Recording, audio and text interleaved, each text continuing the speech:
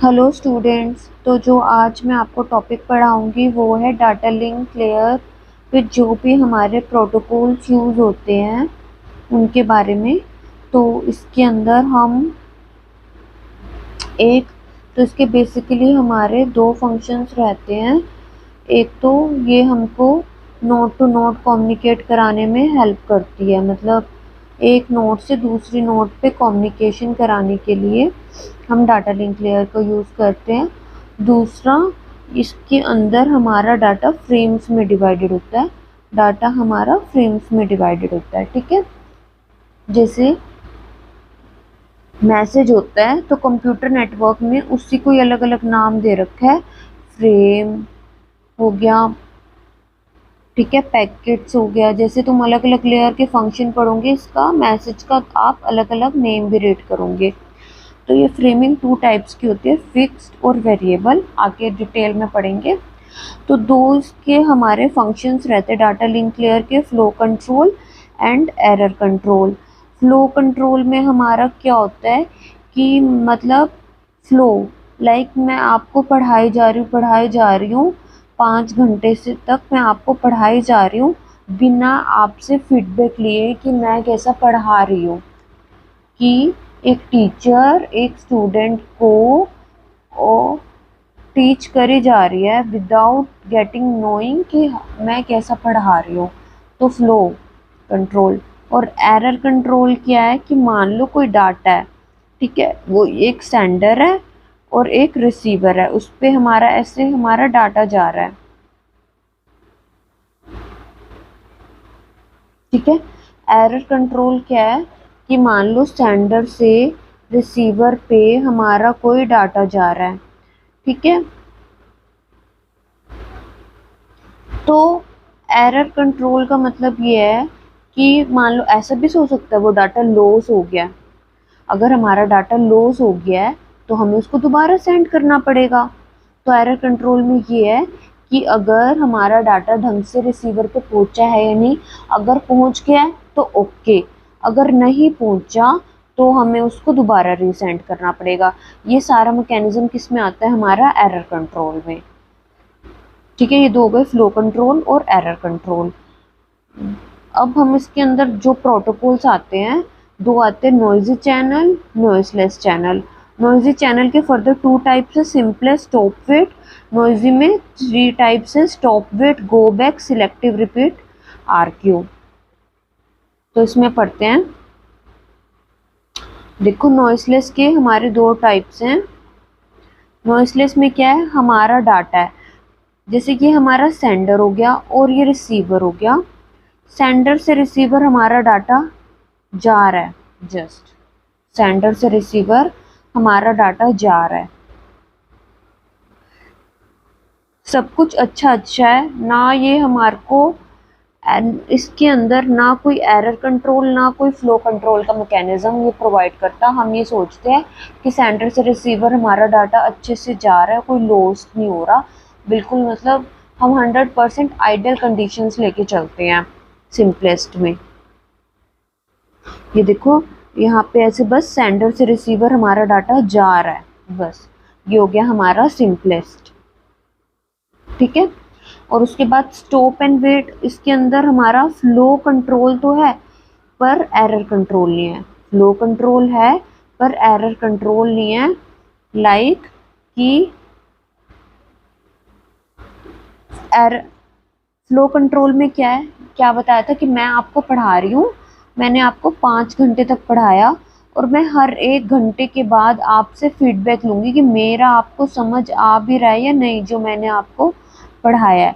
मैंने एक फ्रेम भेजा, फिर उसकी एक्नॉलेजमेंट आई, फिर मैंने दूसरा फ्रेम भेजा, फिर उसकी एक्नॉलेजमेंट आई,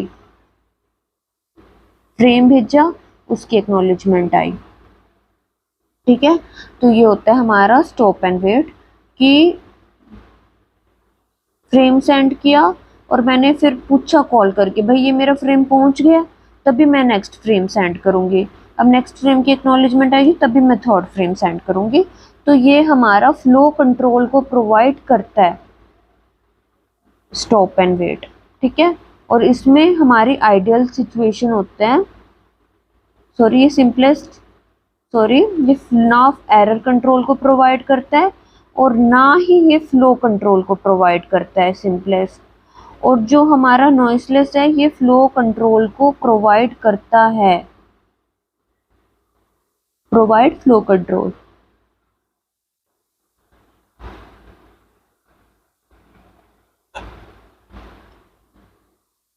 अब नॉइजी चैनल्स पे आ जाते हैं। अब इसके अंदर पढ़ते हैं, देखो stop and wait, go back, selective repeat. तो इसका पहले हम एक फंक्शन पढ़ लेते हैं।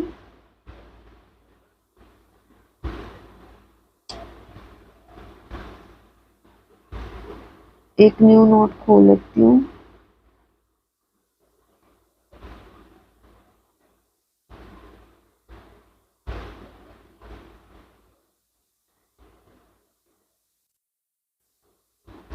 ये देखो इसका ना पहले एक ये मैकेनिज्म समझ लो, स्टॉप एंड वेट था और एक हमारा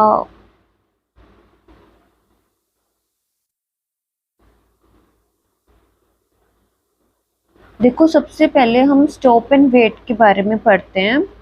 स्टॉप एंड वेट में क्या होता है, जैसे कि 4 बिट्स हमें सेंड करनी है तो विंडो का साइज क्या होता है 2 की पावर जितनी भी बिट्स हमें, चलो अभी विंडो का साइज बाद में डिस्कस करते हैं। लाइक इसके अंदर क्या है कि जैसे 0 1 2 3 यहाँ पे सेंडर साइड पे सेंड डाटा करना है और रिसीवर साइड पे इसको रिसीव करना है। तो हमने क्या किया, डाटा 0 भेजा, डाटा 0 भेजा, 0 डाटा की एक्नॉलेजमेंट आ गई। मतलब क्या इसमें डाटा फ्लो का क्या ऑपरेशन रहता है वो डिस्कस कर रहे हैं। 0 भेजा उसकी एक्नॉलेजमेंट आ गई, डाटा 1 भेजा उसकी एक्नॉलेजमेंट आ गई। ऐसे मतलब ये रहता है हमारा ऑपरेशन। ठीक है, मान लो कि हमारा डाटा ही लो बेकार हो गया, मतलब लाइक डाटा 0 भेजा उसकी एक्नॉलेजमेंट आ गई, डाटा 0 भेजा उसकी एक्नॉलेजमेंट आ गई, डाटा 1 भेजा और वो यहाँ पे आके मतलब करप्ट था, ये डाटा हमारा करप्ट था, बेकार था, तो इसकी नेगेटिव एक्नॉलेजमेंट आएगी, इसकी हमारी नेगेटिव एक्नॉलेजमेंट आएगी कि भाई ये डाटा बेकार था, तुम इस डाटा को दोबारा सेंड करो। तो ये अब हम दोबारा डाटा 1 सेंड करेंगे और उसकी एक्नॉलेजमेंट आएगी भाई हमारा सक्सेसफुली डाटा रिसीव हो गया। ठीक है, डाटा 0 एक्नॉलेजमेंट आ गई, डाटा 1 भेजा तो इसकी एक्नॉलेजमेंट करप्ट आई कि भाई ये डाटा आपका करेक्ट नहीं है, तो इसलिए हमें डाटा 1 दोबारा सेंड करना पड़ेगा। ओके, ऐसे देखो डाटा 0 उसकी एक्नॉलेजमेंट आ गई, डाटा 0 भेजा उसकी एक्नॉलेजमेंट आ गई, डाटा 1 भेजा और मान लो वो रास्ते में कहीं लॉस हो गया, इन वे वो लॉस हो गया, तो अब हम डाटा 1 भेजेंगे और फिर उसकी एक्नॉलेजमेंट आ जाएगी। ऐसे रहता है कि लॉस डाटा फ्रेम में मतलब कि डाटा 0 भेजा, हाँ भाई उसकी एक्नॉलेजमेंट आ गई, तुम्हारा डाटा सक्सेसफुली रिसीव हो गया है। तुमने डाटा 1 भेजा वो कहीं रास्ते में लॉस हो गया मतलब, तो फिर हम डाटा 1 को दोबारा भेजेंगे, उसकी एक्नॉलेजमेंट आएगी भाई ये डाटा। लॉस्ट एक्नॉलेजमेंट का मतलब कि डाटा 0 भेजा उसकी एक्नॉलेजमेंट कहीं से रास्ते में लॉस हो गई, तो इसको लगेगा सेंडर साइड पे कि मेरा डाटा गया ही नहीं सेंडर के पास, मेरा डाटा गया ही नहीं सेंडर के पास, तो वो उस डाटा को दोबारा भेजेगा। ऐसे इसके 3 केसेस रहते हैं, loss data frame, loss data, loss acknowledgement. तो इसके अंदर हमारे, तो अब हम एक थोड़ा बुकिश फिगर को हम थोड़ा डिस्कस करते हैं जो इसके,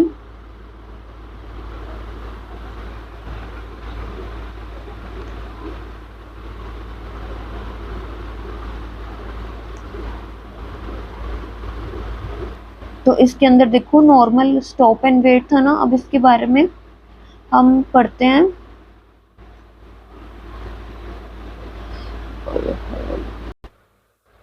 ये तो देखो ये तो नॉर्मल ऑपरेशन होता है कि फ्रेम 0 सेंड करा, कि फ्रेम 0 सेंड करा हमने, उसकी एक्नॉलेजमेंट आ गई कि हाँ वो सक्सेसफुली सेंड हो गया। अब फ्रेम 1 सेंड करा उसकी एक्नॉलेजमेंट आ गई, ये तो इसका नॉर्मल ऑपरेशन रहता है स्टॉप एंड वेट में। अब इसके अंदर क्या हुआ, एक तरीके से लॉस्ट फ्रेम, ये कौन सा वाला केस हो गया, लॉस्ट फ्रेम। ये देखो फ्रेम 01 फ्रेम 0 सेंड किया, उसकी एक्नॉलेजमेंट आ गई। फ्रेम 1 सेंड करो, वो लॉस हो गया, तो वो क्या करेगा, फ्रेम 1 को दोबारा सेंड करेगा, फिर उसकी एक्नॉलेजमेंट आएगी। ठीक है, फ्रेम सेंड करा, उसकी acknowledgement, okay good. Frame 1 send किया, वो लॉस हो गया, तो हमें उसको दोबारा सेंड करना पड़ेगा। और ये कौन सा है, लॉस्ट एक्नॉलेजमेंट, कि फ्रेम 0 सेंड करा, उसकी एक्नॉलेजमेंट आ गई, गुड। फ्रेम 1 सेंड करा, उसकी एक्नॉलेजमेंट लॉस हो गई रास्ते में, मतलब एक्नॉलेजमेंट फेल हो गई, तो हमें वो वाला फ्रेम दोबारा सेंड करना पड़ेगा, ये फ्रेम 1। हमें ऐसा लगेगा कि ना वो फ्रेम 1 रिसीवर के पास गया ही नहीं, क्योंकि उसकी एक्नॉलेजमेंट हमारे पास आई नहीं, वो तो हमारी इन वे लॉस्ट हो गई, तो हमें वो वाला फ्रेम 1 दोबारा सेंड करना पड़ेगा रिसीवर को।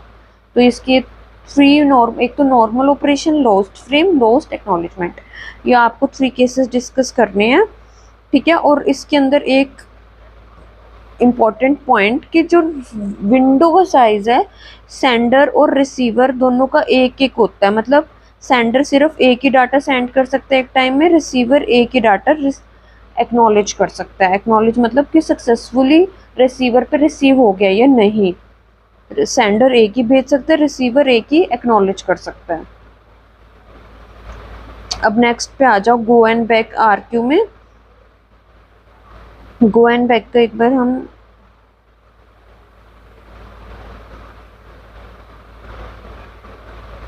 इसका एक बार पहले हम ऑपरेशन परफॉर्म समझते हैं। इसके अंदर क्या रहता है, देखो यहाँ पे मैं इसका तो फिगर बना देती हूँ गो एंड बैक में।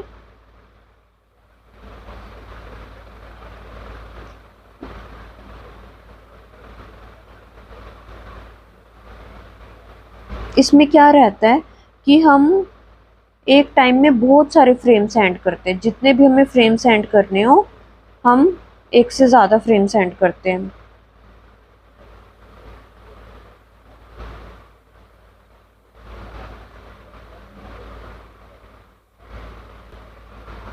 देखो अब हम इसमें क्या होता है, सिलेक्ट गो एंड बैक में हम एक टाइम में सारे के सारे, मतलब जितने भी हमें फ्रेम सेंड करने हैं हम सेंड कर सकते हैं।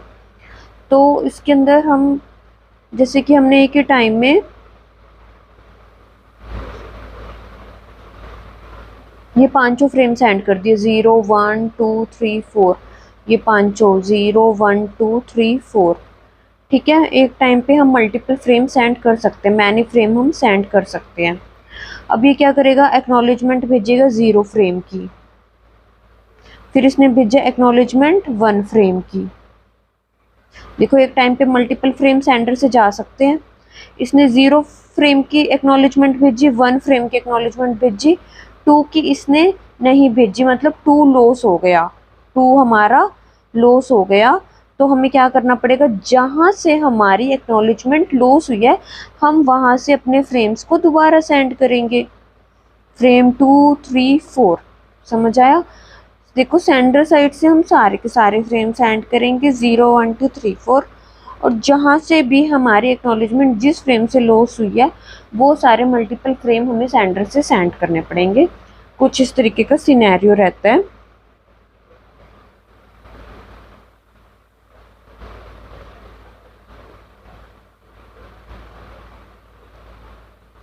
देखो इसके अंदर अब यहाँ पे देखो ये नॉर्मल हम देखो समझते हैं, इसने क्या किया, फ्रेम 0 1 2 3, तो मतलब इसकी एक्नॉलेजमेंट, इसकी मतलब सबकी एक्नॉलेजमेंट भी आ गई। एक टाइम पे हम मल्टीपल फ्रेम सेंड कर सकते हैं, इसने क्या किया, सारे के सारे फ्रेम सेंड कर दिए। एक टाइम पे हम मल्टीपल फ्रेम सेंड कर सकते हैं। और मान लो जिस भी फ्रेम से हमारी लो, इस फिगर्स में समझते हैं, अगर हमारा फ्रेम लॉस हो गया, जैसे एक टाइम पे हमने 0 1 2 हमारा लॉस हो गया, ठीक है, और 3 ये हमने सेंटर साइड से भेजा डाटा, और ये रिसीवर साइड से एक टाइम पे हम मल्टीपल फ्रेम सेंड कर सकते हैं। 2 क्या हो गया, हमारा लॉस हो गया, तो हमें 2 से दोबारा सेंड करना पड़ेगा, 2 भी सेंड करना पड़ेगा और 3 भी सेंड करना पड़ेगा दोबारा। तो कुछ इस तरीके का इसके अंदर सिनेरियो रहता है। सारे 0 1 2 3, 2 अगर लॉस हुआ तो 2 3 हमें दोबारा सेंड करना पड़ेगा इसके अंदर। और इसके अंदर हमारा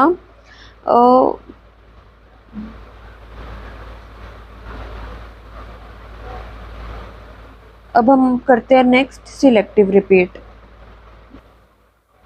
अब हम सिलेक्टिव रिपीट पढ़ते हैं।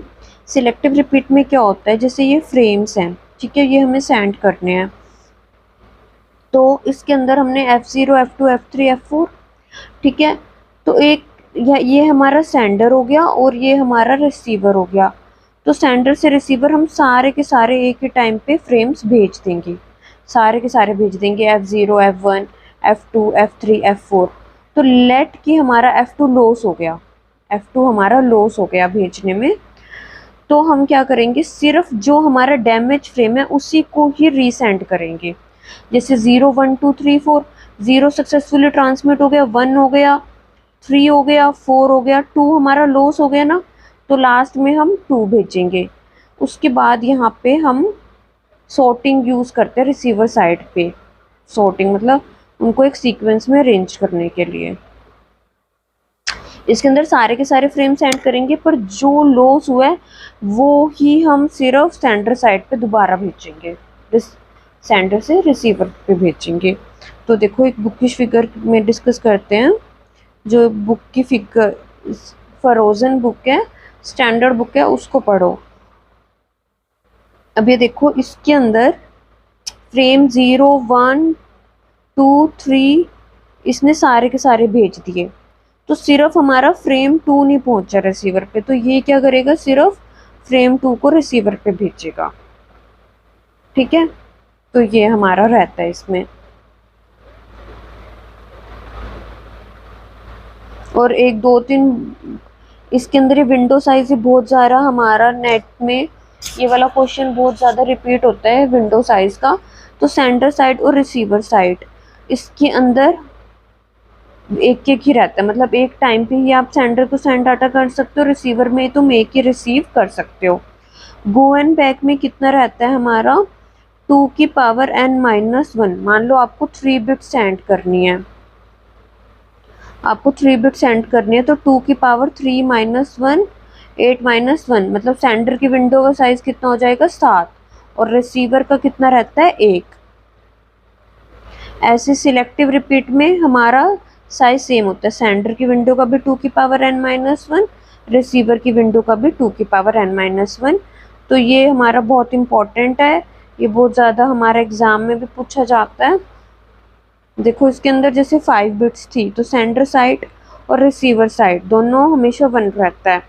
गो एंड बैक में हमारा 2 की पावर 5 -1, तो 30 -2 की पावर 5 32 -1 31, और इसमें रिसीवर का 1। इसके अंदर 2 की पावर 5 -1, तो ये 2 की पावर 4, और यहाँ पे भी 2 की पावर 4, मतलब 30 2 की पावर 4 31 ही आएगा। 2 की पावर n-1 ये रहता है हमारा इसके अंदर, और इसके अंदर सॉरी 2 की पावर n-1, ठीक है। अब जैसे इसके अंदर इसका विंडो साइज देख लेते हैं एक बार। जैसे इसके अंदर हमें 3 बिट सेंड करनी है, ठीक है, 3 बिट्स हैं, तो रिसीवर का साइड कितना हो जाएगा, 2 की पावर 3 -1 8 -1 7, ये हमारा रिसीवर, ये हमारा सेंडर की साइड का विंडो का साइज हो जाएगा। और रिसीवर की विंडो का साइज क्या हो जाएगा हमारा 1। कौन किसमें, ये गो एंड बैक का हम डिस्कस कर रहे हैं, गो एंड बैक में। ऐसे ही अगर हम उसकी बात करें सिलेक्टिव रिपीट की, तो उसके अंदर हमारी विंडो का साइज हो जाएगा लाइक, उसके अंदर हमारी विंडो का साइज सेम रहता है। यहाँ पे भी अगर 3 बिट्स अगर हम सेंड कर रहे हैं, तो रिसीवर के भी विंडो का साइज 3 ही रहेगा, ठीक है। तो विंडो साइज सेम रहता है, ये इम्पोर्टेंट है। चलो इसके ऊपर हम कुछ क्वेश्चंस कर लेते हैं कि सिलेक्टिव रिपीट में हमारा विंडो का साइज कितना होता है बताओ? ये होता है ना 2n-1, तो ये रहा इसका आंसर। हाँ गुड। अब इसके अंदर क्या कह रहा है कि अगर हम डाटा और एक्नॉलेजमेंट को एक ही फ्रेम में डाल दे तो उसको हम क्या बोलते हैं? Piggy banking. डाटा और एक्नॉलेजमेंट को एक ही पीस में डालने को हम क्या बोलते हैं? Piggy banking. और कोई क्वेश्चन अगर मिलता है देखते हैं।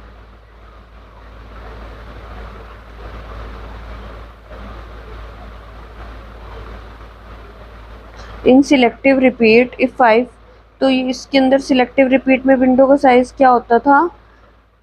2^5 - 1, 2^4, तो इसका आंसर आ जाएगा 16। इसका आंसर हो जाएगा बी।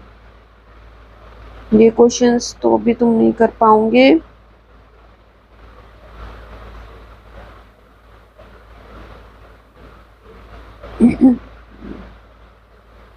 तो ये आपका हो गया, आपका कंप्लीट हो गया आपका ये कंप्लीट हो चुका है डाटा लिंक प्रोटोकॉल। फिर भी आपको कोई प्रॉब्लम है तो कमेंट सेक्शन में कमेंट करो and don't like to forget share and subscribe my channel. Thank you guys.